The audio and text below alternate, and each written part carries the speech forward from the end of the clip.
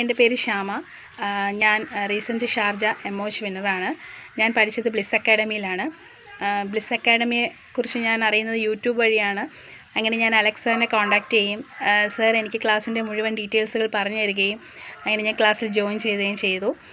ഞാൻ ഷാർജയിലെയും കോട്ടയത്തെയും ക്ലാസ്സുകൾ അറ്റൻഡ് ചെയ്യുന്നുണ്ടായിരുന്നു.